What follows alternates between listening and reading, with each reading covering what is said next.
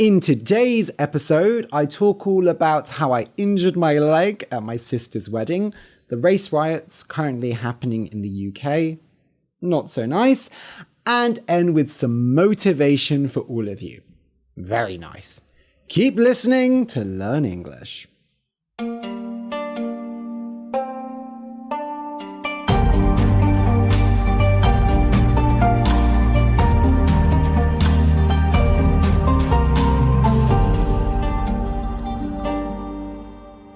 Welcome to Easy Stories in English, the podcast that will take your English from okay to good and from good to great. I am Ariel Goodbody, your host for this show. Today's episode is a conversation about my sister's wedding, among other things.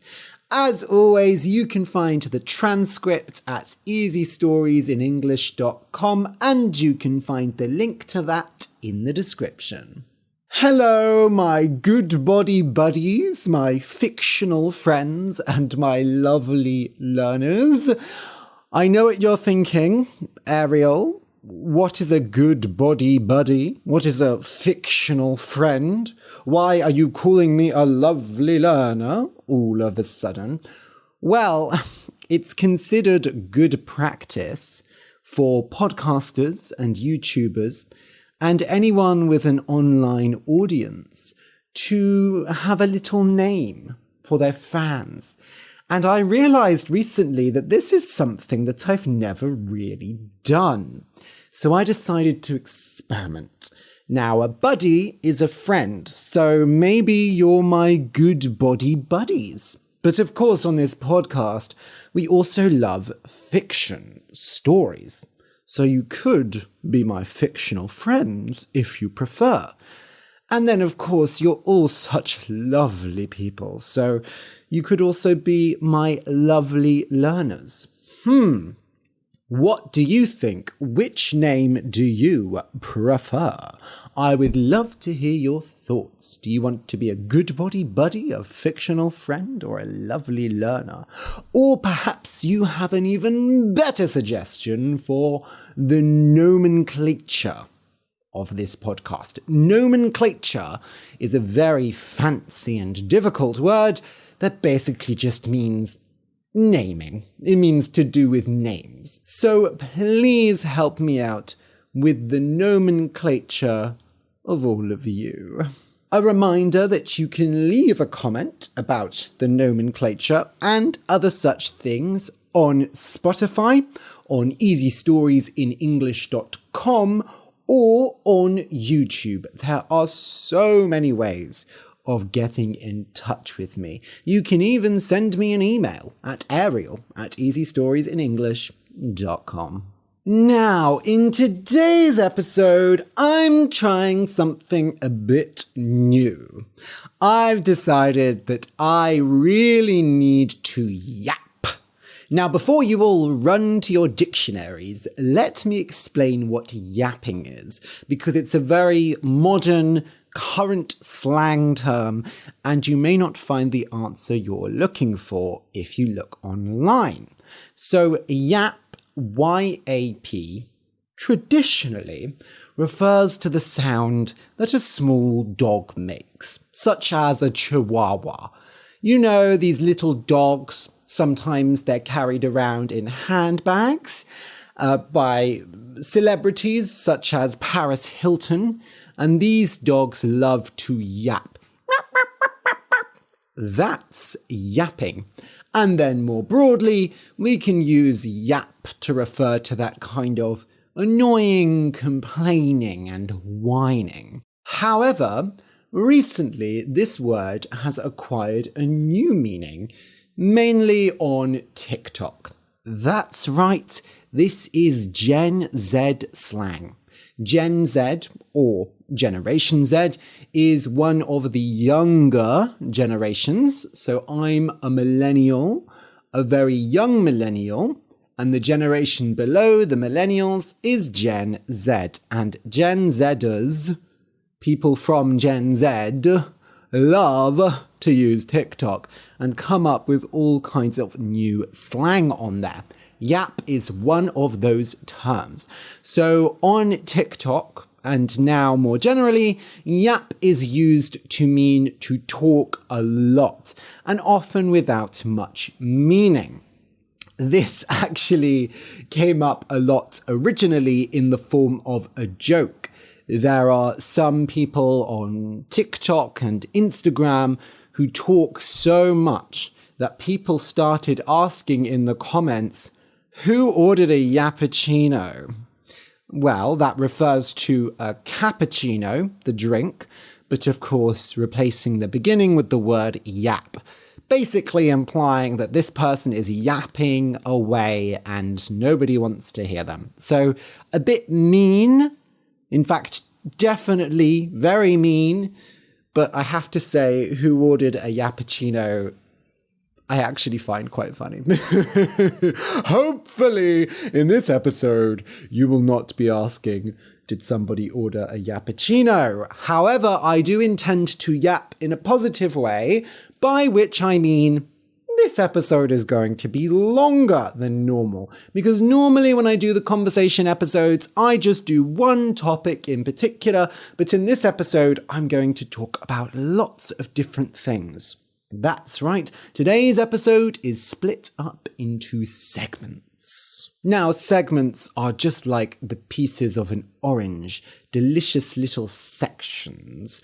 And this first segment is where I'm describing what yapping is. And if you haven't stopped listening by now, don't worry, because I am going to talk about what's in the title of this episode, which is my sister's wedding. Now, I just want to say, first of all, that this idea of doing a longer, segmented episode where I talk about loads of stuff, and the goal is to just immerse you in English listening content to give you a nice big juicy chunk of English listening to do, is stolen. That's right, I shamelessly stole this idea. I took this idea and I did not feel bad about it. I stole this idea from Luke's English podcast. You probably listened to it because I know it's very popular. And Luke likes to do ramble episodes. Rambling is essentially the same thing as yapping, although it maybe doesn't have such a negative meaning. But I'm using yap because I'm younger. You know, I'm more in touch with youth culture. You know, I'm not quite Gen Z, but if I was born a few years later, I would have been. So, as I record this episode, the date is the 19th of August 2024. So some of the things I talk about may not be as relevant when you listen. There may be new things that I don't talk about, and so on. If you're new here, I just want to say I'm Ariel Goodbody. Thank you for listening. And I do stories and conversational episodes here on a regular basis, and it's a fantastic way to learn English.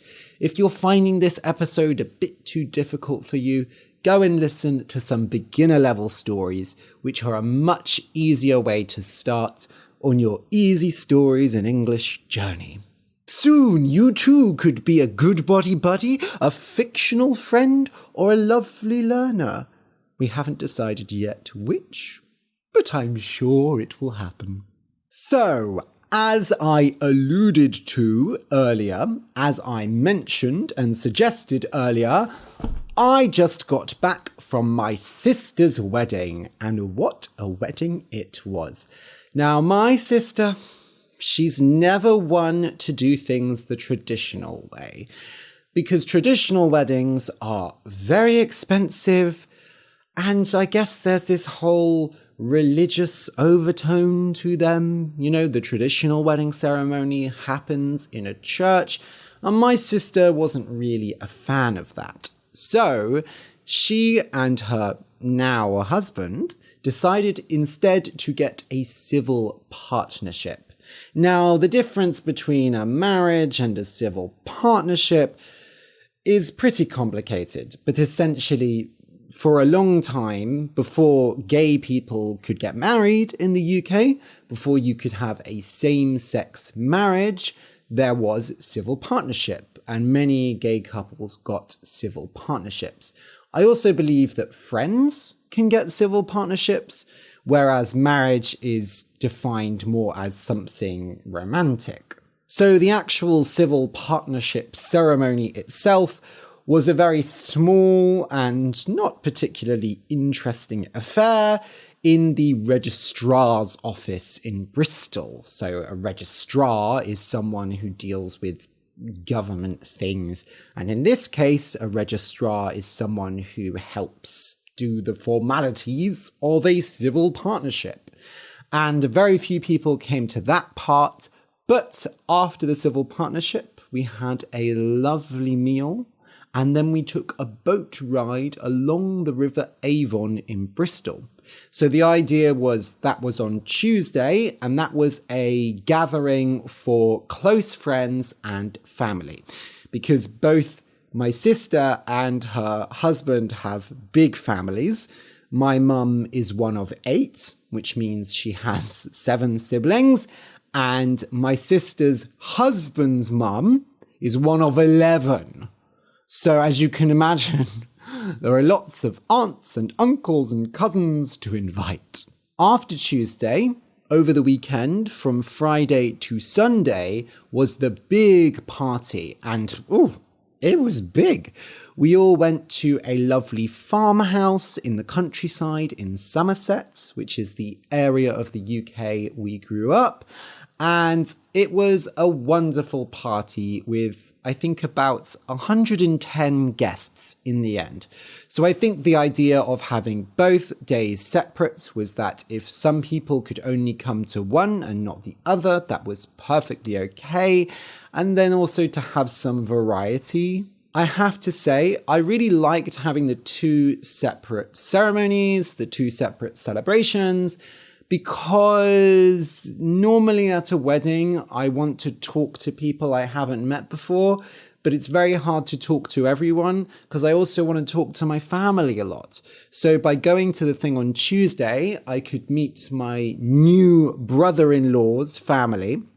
So because he's married my sister, he's now my brother-in-law, as in not my biological brother, but my legal brother.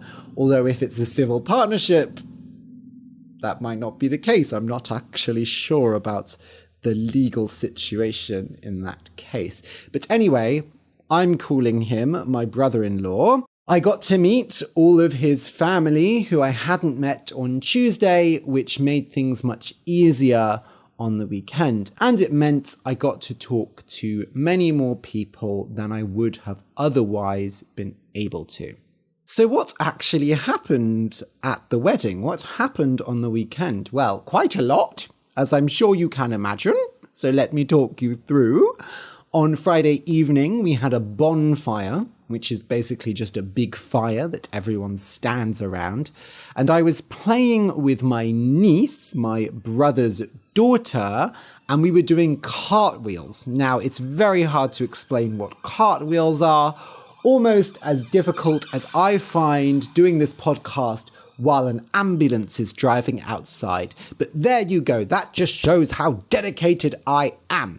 Now, cartwheels is a kind of gymnastics move where you throw your body sideways on the ground, but you hold yourself up with your hands and you make a wheel shape. If you're watching on YouTube, there will be an image or a video to describe what I'm talking about because it's very hard to describe gymnastics moves. On Friday, I was playing with my niece and doing cartwheels, and then I pulled a hamstring. Now, the hamstrings are the muscles on the backs of your legs, on either side of your legs. And these are the muscles that allow you to bend and flex your legs. So if you stretch your legs out as far as they will go, you will feel tension on your hamstrings. So hamstrings are very important for running and other such activities. And I landed a very bad cartwheel, and then I felt a ooh in my left leg, and I pulled the hamstring, which means I injured the hamstring. So every step I took was painful. It hurt a lot. Now, I was not about to let a pulled hamstring stop me because I knew on Saturday there would be lots of dancing and I didn't want to miss that. So I made myself exercise it and stretch it and go for walks. And it seems like that worked because the next day it felt a lot better. And I was indeed able to take part in the dancing. But before the dancing on Saturday, the rest of the guests arrived who hadn't arrived on Friday, and then we did speeches. Now, I believe this was my first time giving a speech at a wedding, but actually I wasn't nervous. The thing is, because I've been doing stand-up comedy for a few months now, I kind of just treated it like that, but I decided to keep my speech very short because nobody loves a long chain of long, teary, crying wedding speeches that go on for ages. And it seems to have worked because people liked my speech. I got many compliments on my speech. Of course, I made a few jokes about my sister and her new husband, but they weren't too mean. Actually, that was the main reason I kept it short, because I didn't want to get too mean. And I didn't cry. I did not cry. My mum cried, but I didn't cry. And after the speeches, we had a buffet dinner. So it wasn't like a traditional wedding where you sit down and you have a 3-course meal. No, we just had a buffet, which worked really well. Oh, I should say, while I remember, that there were beautiful flowers on all the tables. There were beautiful orbs, spheres covered in flowers hanging from the ceiling. And there were beautiful vases full of flowers all around the room where we had the buffet, which were all courtesy of my mum. The flowers were all made by my mum, so it's thanks to her that we had such gorgeous flower decorations. My mum is a keen gardener. She's a very enthusiastic gardener. She loves gardening. And I helped out a fair amount with the flowers. You know, obviously she did most of the work, but actually preparing the hanging globes, spheres of flowers was very tricky because you have to take this green foam, which you can stick flowers into. You have to put that in the bath so it gets full of water.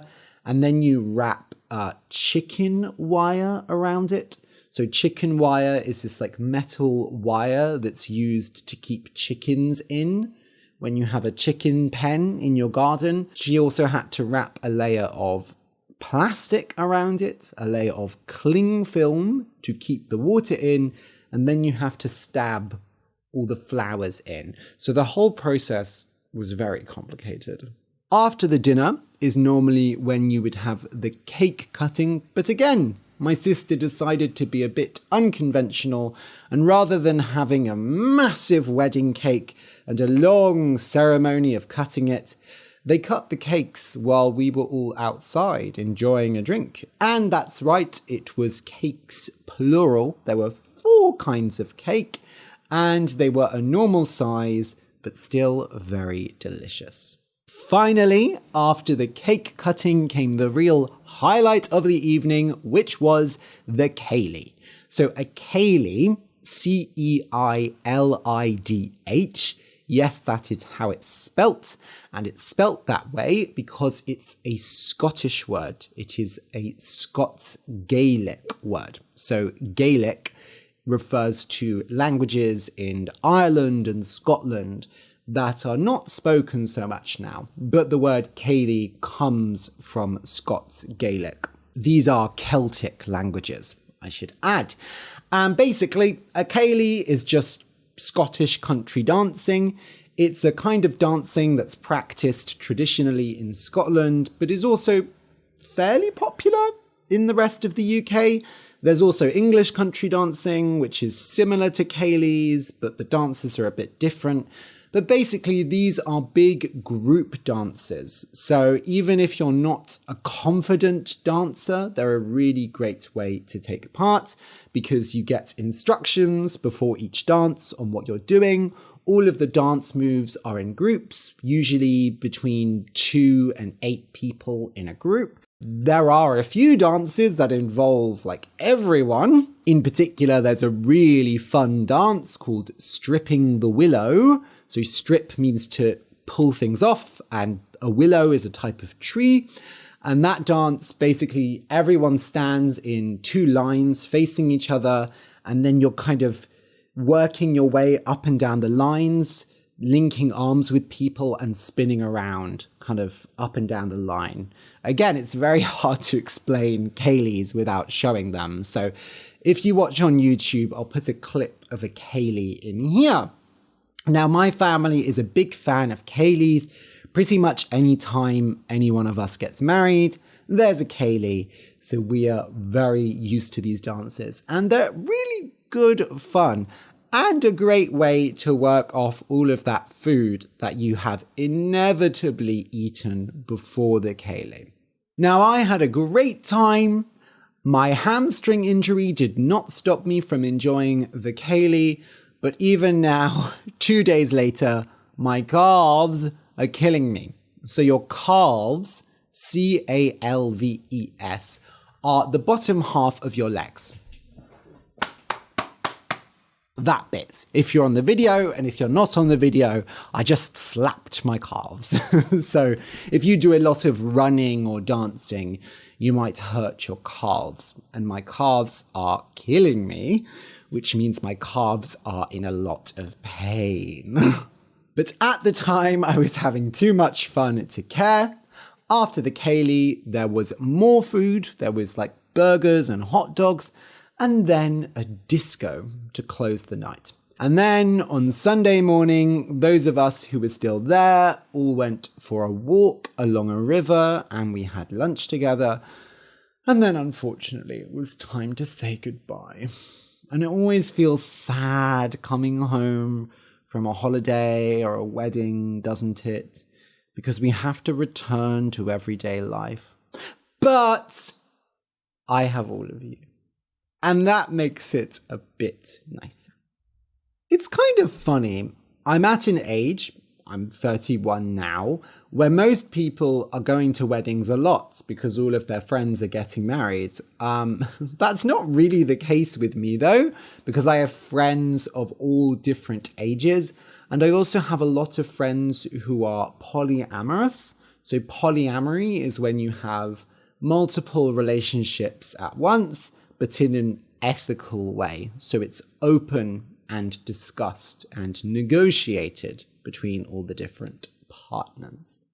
So I'll probably be going to another family wedding next year. I think another one of my cousins is getting married. But I don't know when I'll next be going to a friend wedding. Every time I go to a wedding, I like to imagine it's going to be like the film 4 Weddings and a Funeral, and I'm going to meet the love of my life at the wedding. But that doesn't happen. I usually just end up spending a lot of time with my family. So, phew, I kind of tired myself out talking about my sister's wedding. I think the problem with doing longer yappy episodes is that I need to pace myself better. I'm so used to doing episodes that are like 30 minutes in length that I use up all my energy really quickly. So I'm going to try and be a bit calmer for the rest of this episode. Dare I say, maybe even a bit sedate. Sedate means when you're very just calm. So yes, I will be sedate. So recently, I've also been doing a lot of self-development, which basically just means I've been reading books about how to be a better person, I suppose, and I've been doing some exercises to change myself. So it's a bit weird. On the one hand, I've been reading these kind of slightly woo-woo books. So when something is woo-woo, it means it's to do with like magic and witchcraft and telling the future, you know, all of that kind of esoteric mysticism stuff. But I've also been reading some classic philosophy, some ancient philosophy, such as Cicero, Marcus Aurelius, and Seneca. Now, this latter one was inspired by a podcast I've been listening to called The History of Philosophy Without Any Gaps, which, as you might guess, is about the history of philosophy. And it goes literally from the very beginning in ancient Greece with Thales, who was the first ancient Greek philosopher that we know of, all the way up to the modern period. Now, if you know a bit about ancient philosophy, you might have noticed that two of those people I mentioned, Marcus Aurelius and Seneca, are Stoic philosophers. Now, the word Stoic in modern English usually means someone who is very serious and not emotional, but in this case, Stoicism is a school of philosophy. So the Stoics were a group of philosophers in ancient Rome and ancient Greece. And it's quite hard to summarize a school of philosophy in a few words, but Stoics basically believed that we need to control our emotions, we need to submit our bodies to our minds. So we basically need to control our minds above our bodies, and that anything can be endured, anything can be survived, that we can live through pain and difficult things, such as the noise of this ambulance interrupting my podcast again. Stoicism is actually kind of going through a revival right now. It's regaining popularity and lots of people are engaging with Stoicism now. So if you're interested in reading some Stoic philosophy, I really recommend Meditations by Marcus Aurelius. It is like the foundational Stoic text, the most important Stoic text, but definitely go for the modern Gregory Hayes translation if you read it in English, because it is a really good translation that makes the meaning very clear, whereas I think the older translations are a bit harder to understand. So weirdly enough, I kind of feel like this woo-woo stuff I've been reading and this ancient philosophy are like two sides of the same coin, which basically means I think they're both related around the same concept. They are quite similar, but they just show different sides of things. So I've been doing lots of exercises based on these books I've been reading. For example, I've done this thing called a deepest fear inventory, which is basically you write about something that you can't do in your life or you are finding really hard, and then you write out all of the fears that are causing it. Then you read it out loud, you pray for God or whatever to take away those fears, and then you rip up the piece of paper and throw your fears away. So that's one thing I've been doing. And then the Stoicism is less kind of exercises, but more ways of thinking. So for example, this isn't an exact quote, but more or less there's this idea, I think in Meditations, that the past is regret. You know, if you think about the past, you're just focusing on things you did that you weren't happy about. And the future is fear. If you think about the future, you're just thinking of things you're scared of. So you must remain in the present. You should try and stay in the present, because the past and the future are not good places to live in your mind. And then kind of, again, completely unrelated to those two things, I read this book, Damn Good Advice for People with Talent by George Lois. Now, I didn't know about this man before, but George Lois was one of the most famous ad men of the 20th century. So he worked in advertising and came up with some really important and influential advertisements. So here you can see there's this one about MTV, music television. MTV is a big TV channel in America. And he talks about how when MTV first started, they were not successful. Nobody really wanted to make music videos. So he worked with famous musicians and got them to call radio shows and say, "I want my MTV." And apparently this campaign was really successful at growing the popularity of MTV.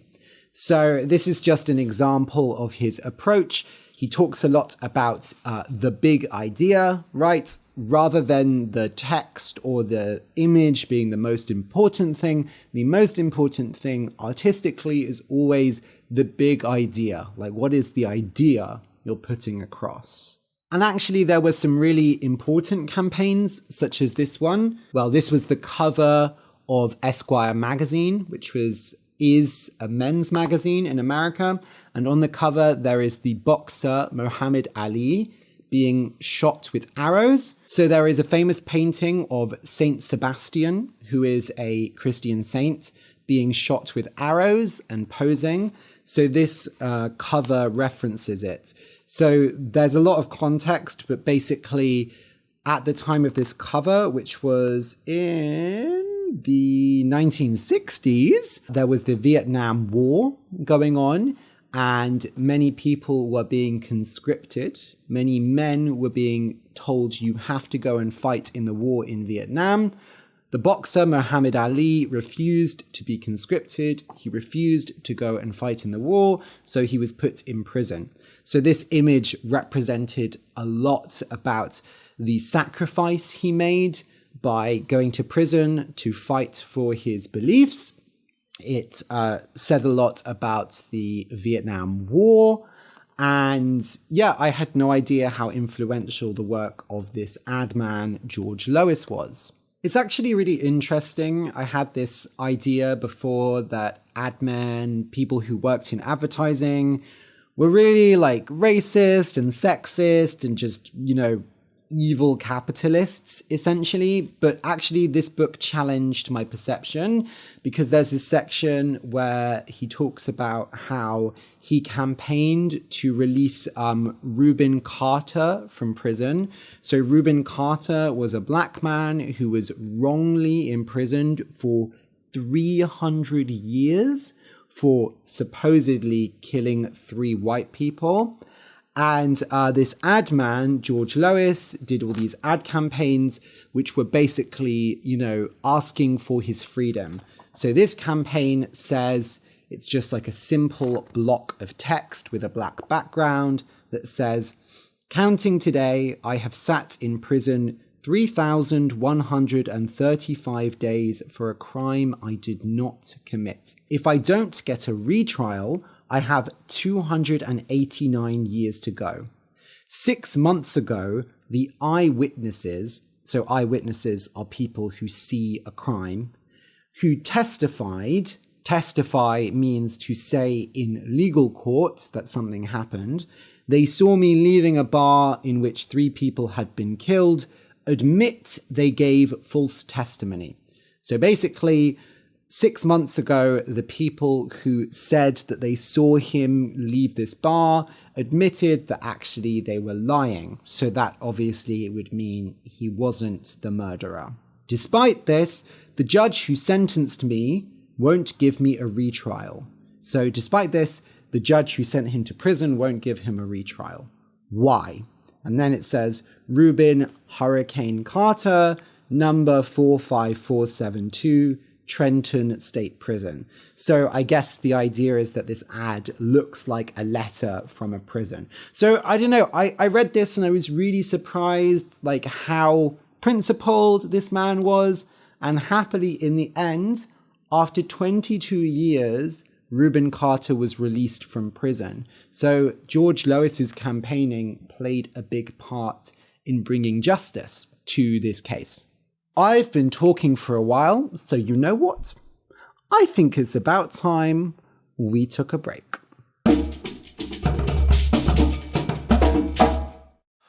On the note of racial injustice, one of the things I want to talk about is the recent race riots in the UK. You've almost certainly heard about this. So a riot is when people go and smash stuff, they break stuff in the streets. They often happen after sporting events or when there is a real situation of chaos and unrest in a country. Unfortunately, the race riots in the UK, it's a really hard thing for me to talk about because I honestly feel disgusted by my own country. I feel shocked at what's happening, even though I know I probably shouldn't be shocked. Basically, there was a stabbing. Some young girls were stabbed and killed. And then when it was discovered that apparently the person who stabbed them was a Muslim, all of these riots started happening. Hey, so I'm actually in the middle of editing this podcast, and I quickly went and looked up about the stabbing that happened in Southport. And it turns out the person who stabbed the young girls was 17 years old, and his parents were immigrants from Rwanda. But as far as I can tell, there is no proof that he was Muslim, and the entire link between this incident and Islam was just made up by far-right people. So it's even worse, right? And it really goes to show how strong disinformation is online now, which is something I'll talk about in the podcast. So just chiming in, just throwing in my voice here to correct a mistake I made.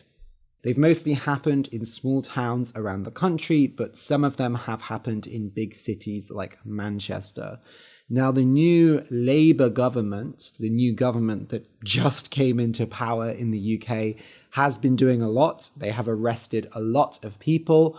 They've even arrested like 12 and 13-year-old children who were taking part in these racist activities.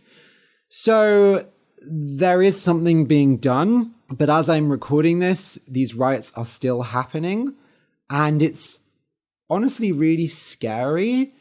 I think it's very easy these days for us to get kind of trapped in our own bubbles on social media. And I think most likely this is a case of people getting whipped up into a fury, people being kind of made angrier and angrier because of what they read online and in the news. And unfortunately, the British media, basically, we have a lot of these things called tabloids, which are newspapers like the Daily Mail and the Sun, which post a lot of, well, they don't post, they write newspaper articles that are really racist and sexist and homophobic, and they're designed to shock people.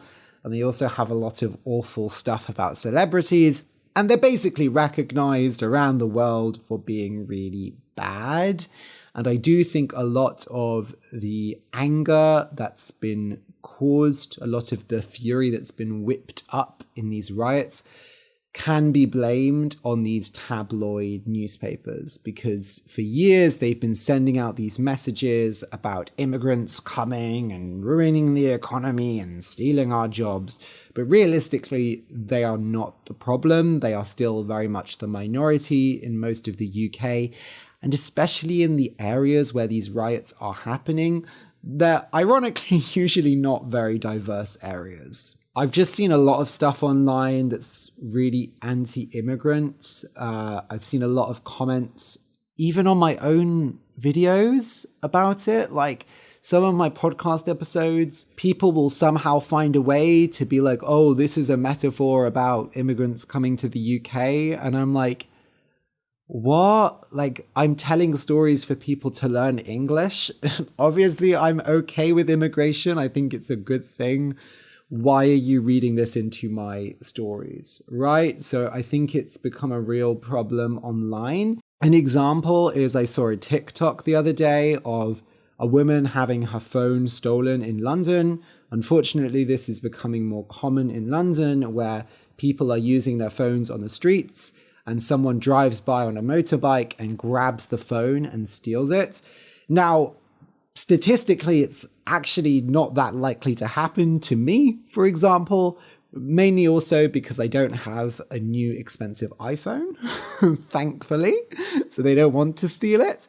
But in the comments on this video, everyone was talking about the race of the people who stole the phone. They ended up dropping it in the end because it wasn't a new fancy iPhone, so they didn't want it, right? I have an aunt who is from Kenya. She's lived in the UK for a long time. She works for a university, and part of her job is to travel to various countries in Africa and try and recruit students to go and study at this university in the UK.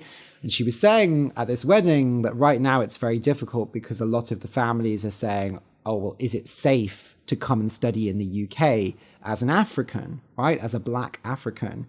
And she's like, well, I can't tell them it is safe because we don't really know what's happening. And we want to say that, oh yeah, it's going to be fine, it's going to be okay. But you don't want to be responsible for someone's child getting attacked. So that's all sad and depressing. But I also found some positive news. Always looking for the light at the end of the tunnel. The light at the end of the tunnel is an expression which refers to something positive coming at the end of a lot of negativity. So this is not really related, but it's a piece of positive news I found. Baby beavers have been born in London. So a beaver is this big rodent, this big animal that has big teeth, and they take wood and they eat wood and they make dams with wood, which are like ways to block water on rivers. Beavers are very common in Canada, for example. And beavers, I don't know if they went extinct, but certainly in many parts of Europe, the numbers of beavers went down significantly over the past century, maybe several hundred years. But for the first time in 400 years, a baby beaver has been born in London. So there was a rewilding project recently. So a rewilding project is a project to introduce more wildlife back into places to allow nature to kind of take over some places again. And beavers were introduced to an area in West London, and the beavers have just had a baby for the first time in 400 years in London. I don't know, this makes me very happy because I love beavers. I think beavers are very cute, and I love rewilding. I think rewilding is one of the best ways we can fight climate change, and I also just think it's really good for everyone to have more nature about. So yes, beavers, woo! That's my impression of a beaver. If any beavers are listening, please let me know if I did a good job. And speaking of baby beavers eating wood, I've recently completely changed my diet based on 2 books which I read. So the first one is called Ultra-Processed People, the Science Behind the Food That Isn't Food. And the second book is called This is Vegan Propaganda and Other Lies the Meat Industry Tells You. So this combination of books for me was a double whammy. So a double whammy, I think it's originally a boxing term, but it basically means when 2 things hit you at once and they are especially strong together. So these books were a double whammy of information for me. They actually really complemented each other. They worked well together. I learned lots about the science of both veganism and ultra-processed food. And these books literally gave me food for thought. So food for thought is an expression when you get some information that you really have to think about for a long time or chew on. So this has given me food for thought. Now, you've probably heard about ultra-processed food because it's a topic that people are talking about a lot at the moment. But if you're not quite sure what ultra-processed means, I'm going to read out a definition that the author of the book, Chris van Tulleken, gave in an interview. He says, It's pretty straightforward. Anything that's wrapped in plastic that has an ingredient that you don't typically find in a domestic kitchen. Domestic means in your house. Xanthan gum, an emulsifier, a stabilizer, a humectant, high fructose corn syrup. Don't worry if you don't know what these things are, because they're all chemical stuff. Is very likely to be ultra-processed. I'll repeat that. Anything you find wrapped in plastic with ingredients that you wouldn't find in your kitchen is probably ultra-processed. So processed foods are things like bread or flour where the ingredients have been modified, like maybe they've been cut up or blended, but they haven't added any of these chemicals. Okay, back to the definition. There are a couple of other good rules of thumb. A rule of thumb is a quick and easy rule you can use to decide something. If there is any health claim on the pack, low fat, high in fiber, vitamin enriched, supports weight loss, benefits your immune system, that is likely to indicate a food that's ultra processed. Real food, broccoli, bananas, steak, almost never has a health claim. And this is a really interesting point from the book. Like, you see advertisements for ultra-processed food all the time, but when was the last time you saw an advert for tomatoes or broccoli? You don't. They don't advertise the real food in that way. So another quote from the book that really stuck with me is one of the scientists in the book who says, "It's not food, it's an industrially produced edible substance." So yes, we can eat it, but it's not really food. Because with a lot of these things, if you take away the flavorings and chemicals, our body wouldn't treat it as food and we probably wouldn't be able to eat it. Now, I won't go into all of the health effects of ultra-processed food, the environmental effects. You can probably guess that they're bad, and they are. But basically, this book gave me a very strong reason for trying to cut out ultra-processed food. It's very hard to completely cut out ultra-processed food, especially because if you're buying anything like while traveling or eating in a cheap restaurant, it's almost impossible to avoid. But I've been trying when I'm cooking at home to have as little UPF, ultra-processed food, as possible. Another thing that really stuck with me from the book is that one ingredient that is in so much UPF is xanthan gum, which is the slime, the goo that bacteria produces to stick to things. So we are putting bacterial slime in our ice cream and chocolate and all of these things, and I think that's a bit disgusting. In fact, I think it's really disgusting. So, on to the second book. This is Vegan Propaganda. When I read this book, I was not expecting to be super convinced. So I've been vegan at different points in my life, but I've never stuck to it for more than a year, let's say. And I know a lot of vegans and I've heard a lot of the arguments. So I didn't think the book was going to change my opinion that much. I was a bit skeptical, basically. But the book wore me down. It gave me argument after argument and statistic after statistic that finally convinced me, okay, I should really try being vegan more seriously. The main things that stuck out to me were the environmental arguments, but I knew before that veganism is really just the best option for the environment.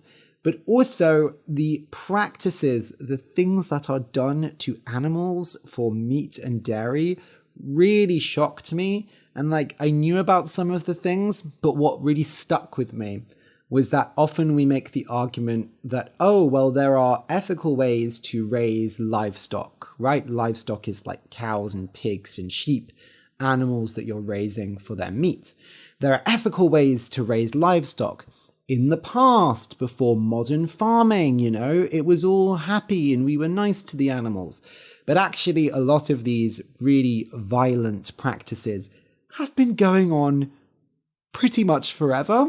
So there's this thing called grafting, where let's say you have a calf, a baby cow, that doesn't have a mother, so you want to give this calf to another mother, and that mother cow will feed this calf, this baby cow.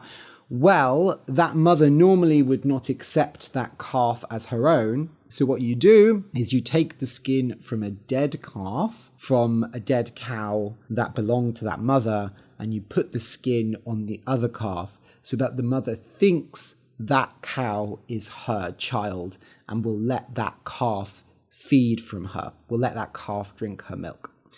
So that's just one of the many horrible things that we do to animals in the name of producing meat and dairy.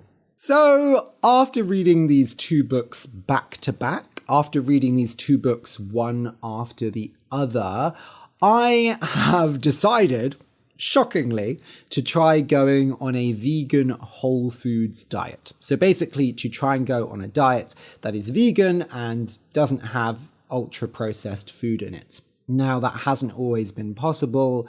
If I'm eating at someone else's house, I often can't avoid UPF.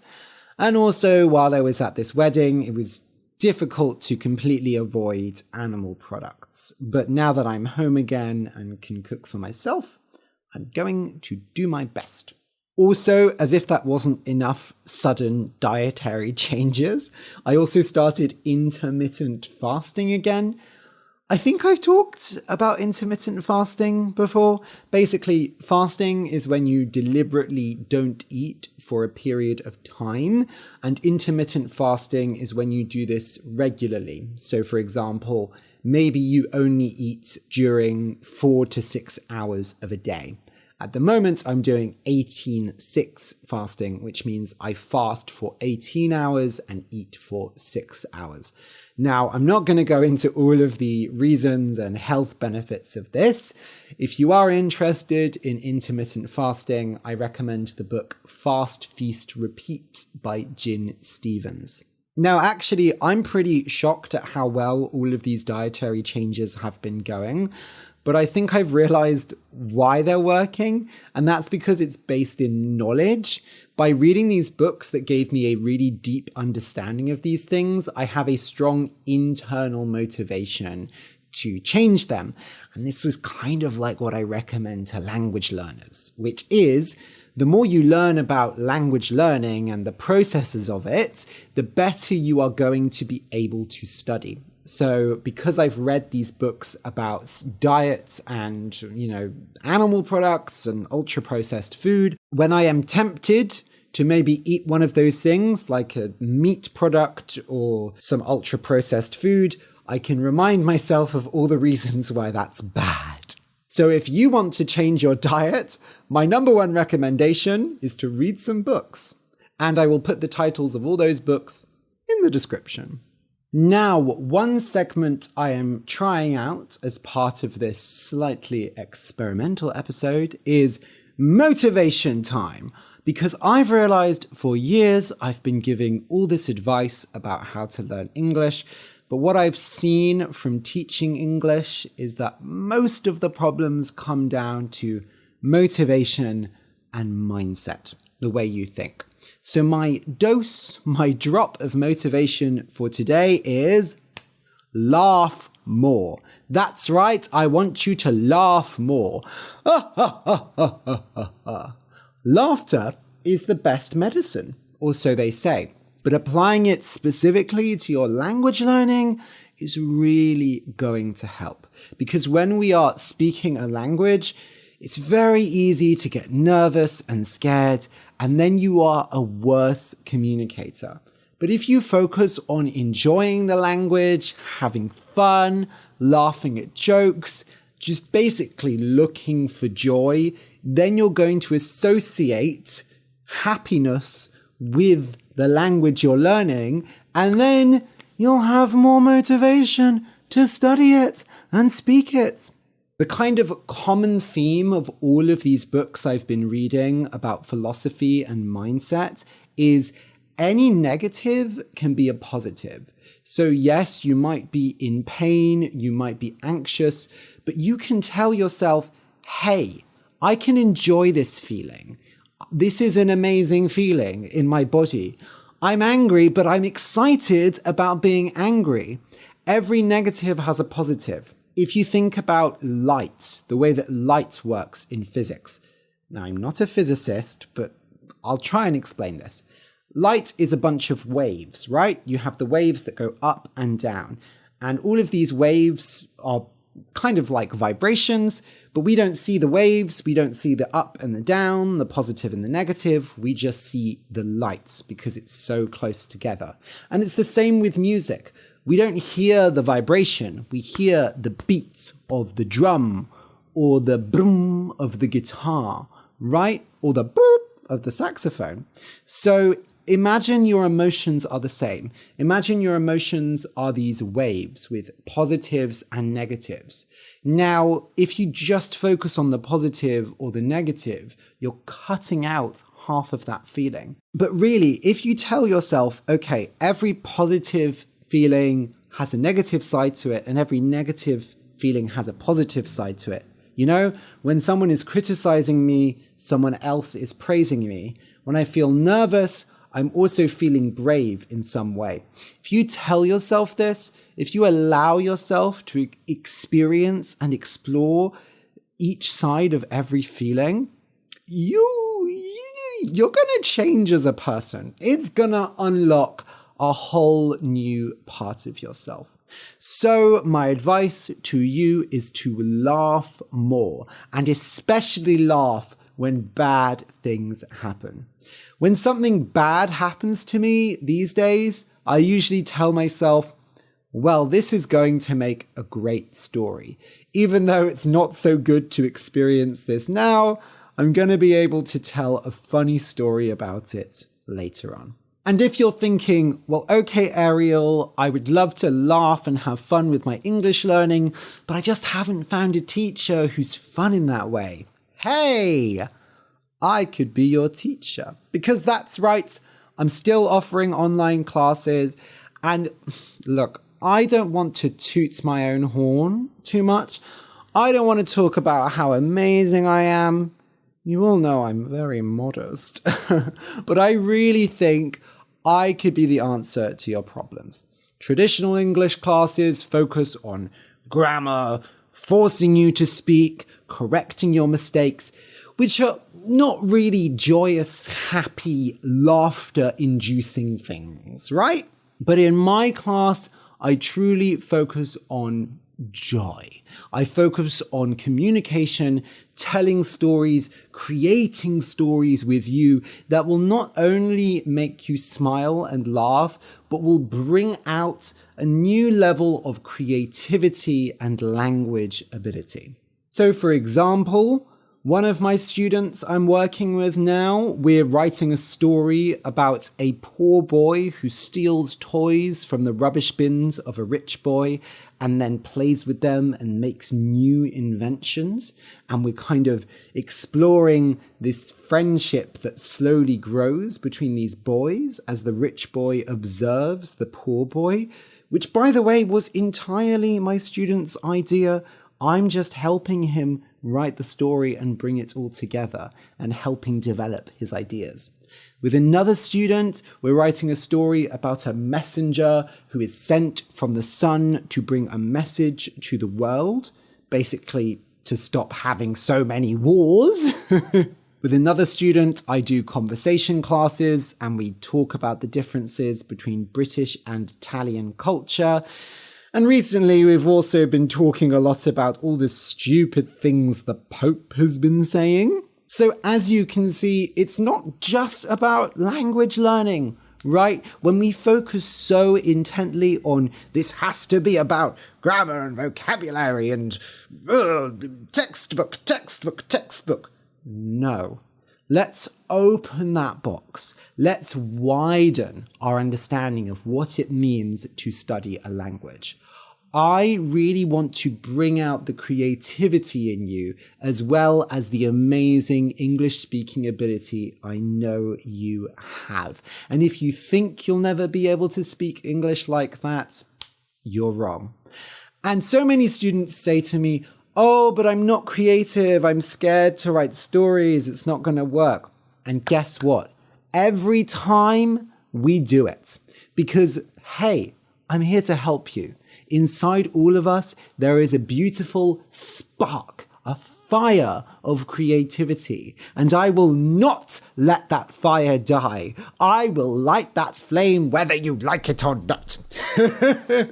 Woo! So if you want to book a class, go to easystoriesinenglish.com/classes. And look, I understand you probably have doubts. It's always really hard starting anything new. Maybe you're just anxious about talking to me because you're such a big fan of the podcast. You're such a good body buddy, fictional friend, or lovely learner. But in that case, I have the perfect solution for you. You can book a free 15-minute online talk with me, and we can talk about all of the worries you're having. I can answer your questions, and then you can decide if you would like to take classes with me. So again, that's at easystoriesinenglish.com/classes. So thanks again for listening to this episode of Easy Stories in English. It's a bit of an experiment, as I said. Hopefully you enjoyed it. If it's your first time here on the podcast, say hello in the comments. I'd love to hear what you think. Woo! Well, not only have I just been to a wedding, but a few days after I record this, I'm heading off to Germany for another family party. I know. So when this episode comes out, I'll already be in Hamburg. But hey, I hope you have a great week, and I'll see you soon.